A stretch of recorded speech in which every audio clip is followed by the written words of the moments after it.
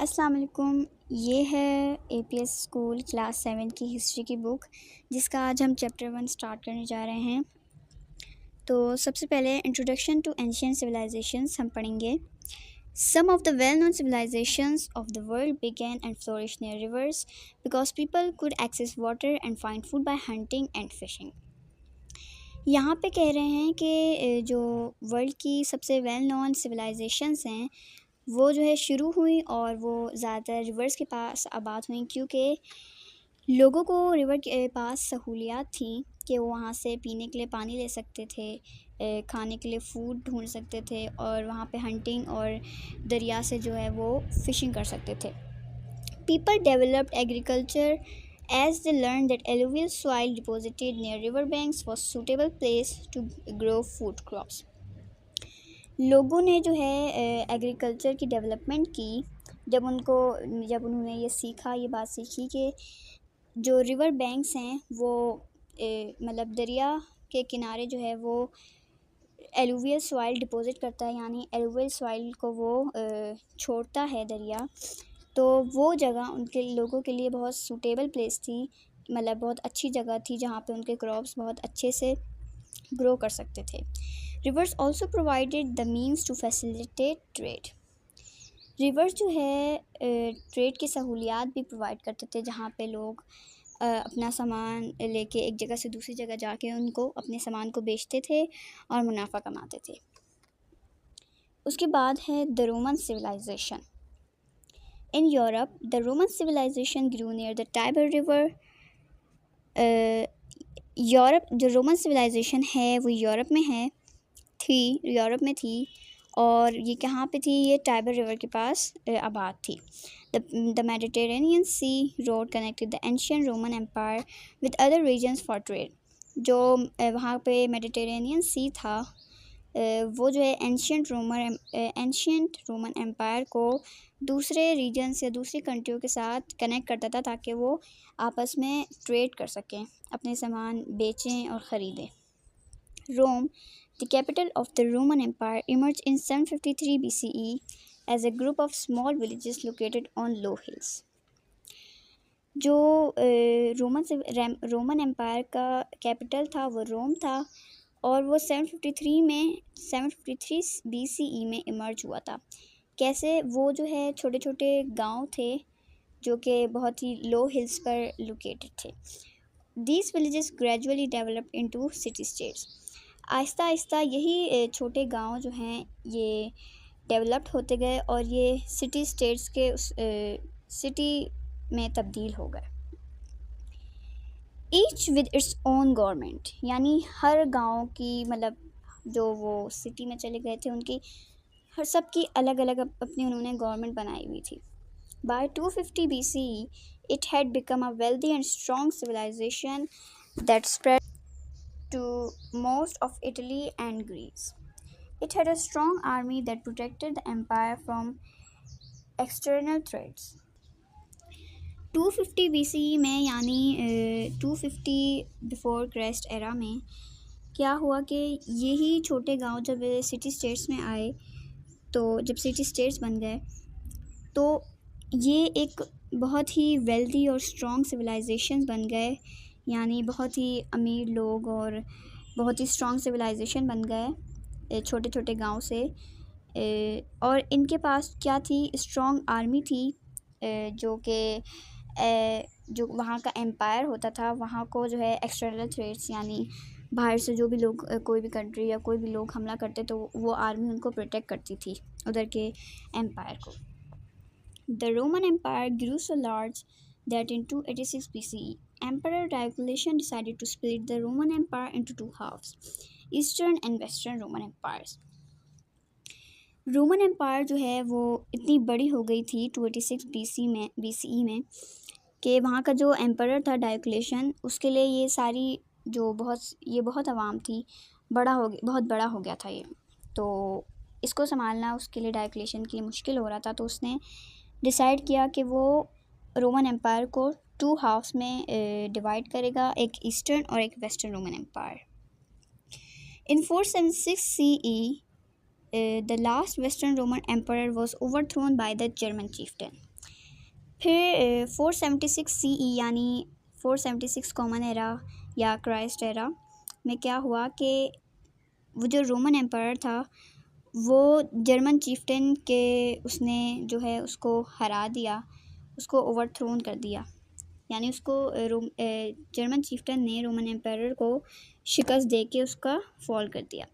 अब यहाँ पे कुछ रीज़न्स हैं कि उसका फॉल कैसे हुआ, क्यों हुआ, किस वजह, कौन सी वजह थी जो उसका फॉल हो गया, उसका ज़वाल आ गया। Reasons for the fall of the western Roman empire. अच्छा, जो ईस्टर्न जब उस एम्पायर डायक्लेशन ने दो हिस्सों में रोमन एम्पायर को डिवाइड किया था, एक ईस्टर्न और एक वेस्टर्न। तो ईस्टर्न जो है ये जो फॉल हुआ था, ईस्टर्न तो उससे बचा हुआ था, लेकिन वेस्टर्न पर जर्मन चीफ्टन ने कब्ज़ा करके उसको हरा दिया था और उस पर कब्ज़ा कर लिया था। फर्स्ट है जो the government became corrupt and a power struggle started, यानी वहाँ की जो ईस्टर्न एम्पायर रोमन एम्पायर तो बचा हुआ था, लेकिन जो वेस्टर्न एम्पायर पर जर्मन चीफ्टन ने हमला करके उस पर कब्ज़ा किया था, तो वहाँ की गवर्नमेंट करप्ट हो गई थी। सेकंड है the decision of Constantine to move the capital to Constantinople weakened the empire. जो कॉन्स्टेंटाइन ने कॉन्स्टेंटिनोपल का, यानी कॉन्स्टेंटाइन ने जो कैपिटल को जो है कॉन्स्टेंटाइन से कॉन्स्टेंटिनोपल मूव करने का जब डिसीजन लिया, तो इस वजह से यानी एक जगह से दूसरी जगह उसको भेजा, कॉन्स्टेंटाइन को कॉन्स्टेंटिनोपल भेजा, तो इस वजह से एम्पायर जो है वो वीक हो गया। ठीक है, उसकी वीकनेस की वजह से उसका फॉल हुआ। Third, the church of Rome gain unlimited powers even more than the emperors, यानी वहाँ रोमन एम्पायर का जो एम्पायर थे, जो चर्च थे ना, चर्च जो होते हैं, वो उनके पास उस एम्पायर से भी ज़्यादा पावर थी। जबकि एम्पायर तो वहाँ का बादशाह था, लेकिन चर्च जो है वो अपनी मनमानी करके जो है उसने बहुत अनलिमिटेड पावर्स ले ली थी, यहाँ तक कि एम्पायर से भी ज़्यादा powers. Fourth, the army become weak ultimately weakening the empire internally externally, वहाँ की जो आर्मी थी वो वीक हो गई थी, जिसकी वजह से जो है उनका ज़वाल आ गया था। तो ultimately weakening the empire internally, यानी जब जाहिर बात है आर्मी होगी तो सही से जंग लड़ी जाएगी, लेकिन उनकी आर्मी वीक हो गई, तो जो एम्पायर था वो अंदर से भी और बाहर से भी, इंटरनली और एक्सटर्नली जो है वो वीक हो गया। 5. Heavy taxes made the lives of the common people miserable, which led to chaos in the empire. जो बादशाह वहाँ का जो था वो बहुत ज़्यादा हैवी टैक्सेस लगा रहा था, जो कि कॉमन पीपल इतने अफोर्ड नहीं कर सकते थे। 6 है provinces rebelled against the government and declared their independence.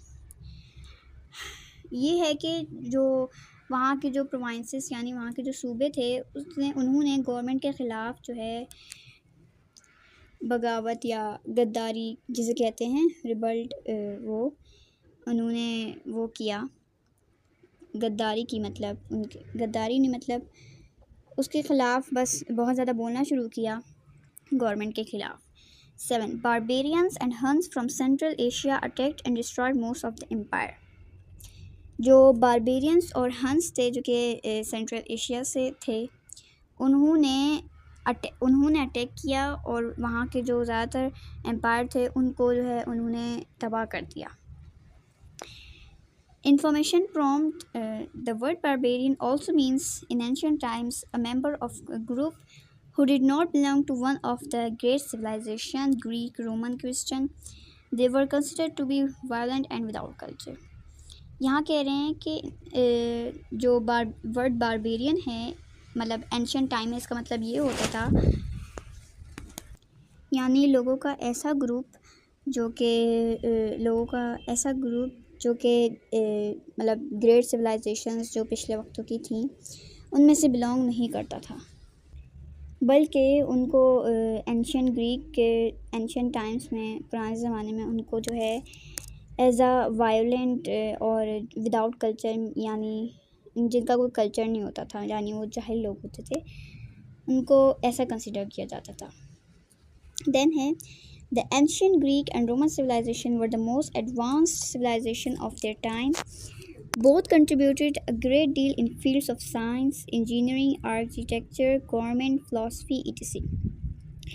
Ancient Greek और रोमन सिविलाइजेशन जो है अपने वक्तों में बहुत ही एडवांस सिविलाइजेशन थी सबसे, और उन दोनों सिविलाइजेशंस ने साइंस में, इंजीनियरिंग में, आर्किटेक्चर, गवर्नमेंट और फिलॉसफी में एक ग्रेट डील की थी इन फील्ड्स में.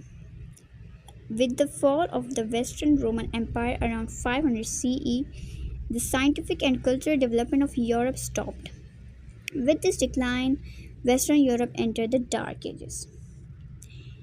अब जब वेस्टर्न रोमन एम्पायर का जब फॉल हुआ, यानी उनका ज़वाल आया 500 CE के आसपास, तो उस फॉल की वजह से जो साइंटिफिक और कल्चरल डेवलपमेंट थी वो और डेवलप होने की बजाय वो ख़त्म हो गई, स्टॉप हो गई वहीं पे. तो इसी डिक्लाइन की वजह से जो वेस्टर्न यूरोप था वो डार्क एजेस में आ चुका था.